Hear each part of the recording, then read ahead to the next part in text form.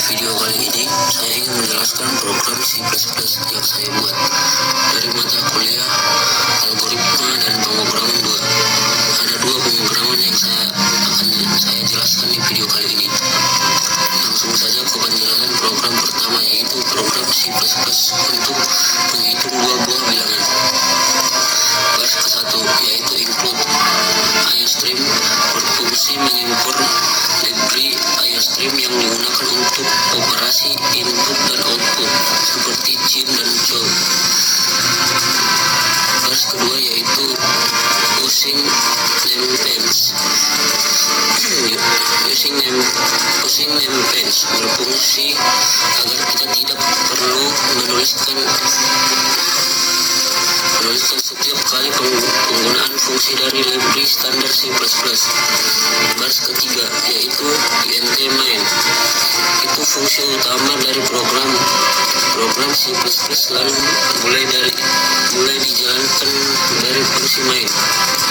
Baris keempat yaitu int pilihan untuk menjelaskan variabel pilihan bertipe integer untuk menyimpan pilihan menu operasi. Baris kelima yaitu float. Bil 1, bil 2 hasil untuk mendeklarasikan tiga variabel bertipe float. Baris ketujuh untuk menampilkan pesan agar pengguna memilih menu operasi. Baris ke-8 untuk menampilkan pilihan menu penjumlahan. Baris ke-9 untuk menampilkan pilihan menu pengurangan. Baris ke-10 untuk menampilkan pilihan menu perkalian. Baris ke-11 untuk menampilkan pilihan menu pembagian. Baris ke-12 menampilkan teks untuk meminta input pilihan dari pengguna. Baris ke-13 untuk menerima input dari pengguna dan menyimpannya ke variabel pilihan. Baris ke-14 untuk meminta pengguna memasukkan bilangan pertama. Baris ke-15 untuk menyimpan input bilangan pertama ke variabel bil ke-1. Baris ke-16 untuk meminta user memasukkan bilangan kedua. Baris ke-17 untuk menyimpan input bilangan ke bil 2. Baris ke-18 fungsi struktur switch digunakan untuk menentukan operasi berdasarkan nilai pilihan. Change 1 penjumlahan. Baris ke-19 sampai 21 jika user memilih 1, maka program menjumlahkan bil 1 dan bil 2. Change 2 pengurangan. Baris ke-22 sampai 24 jika user memilih 2, program mengurangi bil 1 dengan bil 2. Change 3 perkalian. Baris ke-25 sampai 27 jika user memilih 3, program mengalihkan kedua bilangan. Change 4 pembagian. Baris ke-28 sampai 35 untuk mengecek apakah bil 2 bukan 0. Jika 0, tampilan pesan error. Jika tidak, tunggu pembagian. Float pilihan salah. Baris ke-36 sampai 38 jika user memasukkan pilihan selain 1 sampai 4, program menampilkan pesan kesalahan. Baris ke-39 baris ke-41 untuk mengakhiri program dengan sukses. Baris ke-42 untuk menutup fungsi main. Kesimpulan dari video ini, program ini adalah kalkulator sederhana yang menampilkan menu operasi matematika, menerima dua bilangan, menghitung sesuai pilihan, menangani error pembagian dengan 0. Mungkin itu saja penjelasan singkat dari program pertama saya. Yang saya buat. Nah, tahap selanjutnya kita tes apakah program ini berjalan atau tidak. Perjumlahan dengan cara ketik 1 kemudian enter. Pada bilangan 1 ini saya masukkan bilangan pertamanya ialah 10, kemudian klik enter. Lanjut pada bilangan 2, ini sama bilangan di sini 10 juga. Kemudian klik lagi enternya.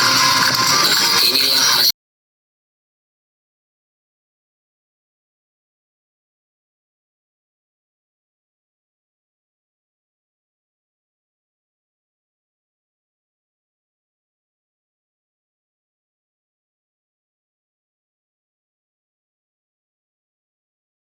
program kedua, yaitu program menginput nilai mahasiswa.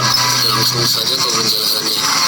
Baris ke-1, berfungsi memanggil libri untuk input dan output.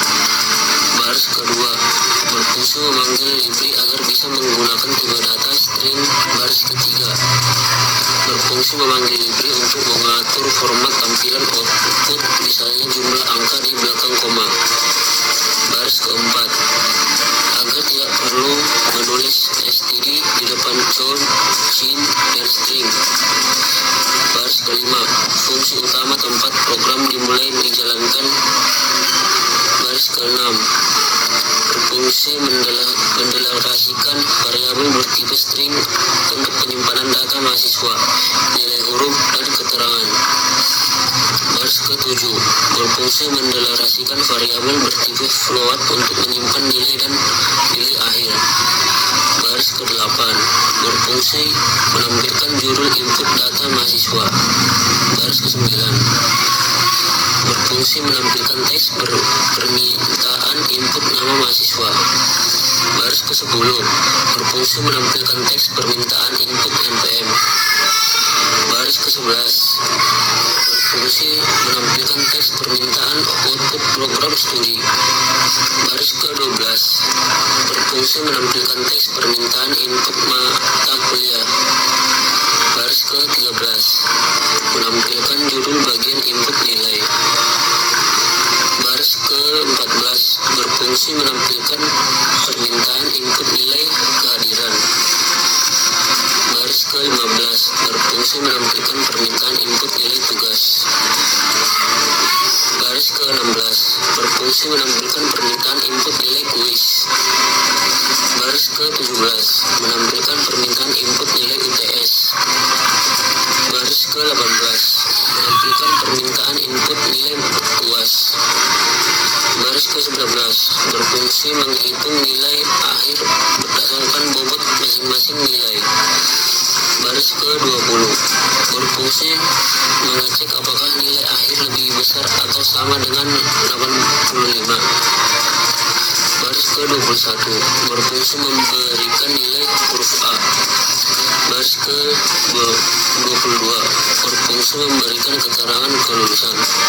Baris ke-23, berfungsi mengecek apakah nilai akhir lebih besar atau sama dengan 80. Baris ke-24, berfungsi memberikan nilai huruf A minus. Baris ke-25, berfungsi memberikan keterangan kelulusan. Baris ke-26, berfungsi mengecek apakah nilai akhir lebih besar atau sama dengan 75. Baris ke-27, berfungsi memberikan nilai huruf B plus. Baris ke-28, berfungsi memberikan keterangan kelulusan. Baris ke-29, mengecek apakah nilai akhir lebih besar atau sama dengan 70. Baris ke-30, berfungsi memberikan nilai huruf B. Baris ke-31, berfungsi memberikan keterangan kelulusan. Baris ke-32, berfungsi mengecek apakah nilai akhir lebih besar atau sama dengan 65. Baris ke-33, berfungsi memberikan nilai huruf B minus. Baris ke-34, berfungsi memberikan keterangan kelulusan. Baris ke-35, berfungsi mengecek apakah nilai akhir lebih besar atau sama dengan 60. Baris ke-36, berfungsi memberikan nilai huruf C+. Baris ke-37, memberikan keterangan lulus. Baris ke-38, berfungsi mengecek apakah nilai akhir lebih besar atau sama dengan 55. Baris ke-39, berfungsi memberikan nilai huruf C. Baris ke-40, berfungsi memberikan keterangan lulus. Baris ke-41, berfungsi mengecek apakah nilai akhir lebih besar atau sama dengan 50. Baris ke-42, berfungsi memberikan nilai huruf C minus. Baris ke-43, berfungsi memberikan keterangan lulus dengan perbaikan. Baris ke-44 berfungsi mengecek apakah nilai akhir lebih besar atau sama dengan 45. Baris ke-45 berfungsi memberikan nilai huruf D. Baris ke-46 berfungsi memberikan keterangan tidak lulus. Baris ke-47 berfungsi mengecek apakah nilai akhir lebih besar dari 0. Baris ke-48 berfungsi memberikan nilai huruf E. Baris ke-49 berfungsi memberikan keterangan tidak lulus. Baris ke-50 berfungsi kondisi jika nilai akhir sama dengan 0. Baris ke-51 berfungsi memberikan nilai huruf F. Baris ke-52 berfungsi memberikan keterangan tidak lulus. Baris ke-53 berfungsi penutup bercabang if less. Baris ke-54 berfungsi menampilkan garis pembatasan. Garis 55 berfungsi menampilkan judul hasil nilai. Baris ke-56 berfungsi menampilkan garis pembatas. Baris ke-57 berfungsi menampilkan nama mahasiswa. Baris 56 berfungsi menampilkan NPM mahasiswa. Baris 59 berfungsi menampilkan program studi. Baris ke-60 berfungsi menampilkan mata kuliah. Baris ke-61 berfungsi menampilkan garis pemisah. Baris ke-62 berfungsi mengatur agar nilai ditampilkan dengan 2 angka di belakang koma. Baris ke-63 berfungsi menampilkan nilai akhir. Baris ke-64 berfungsi menampilkan nilai huruf. Baris ke-65 berfungsi menampilkan keterangan kelulusan. Baris ke-66 berfungsi menampilkan garis penutup. Baris ke-67 berfungsi mengakhiri program dengan status berhasil. Baris ke-68 berfungsi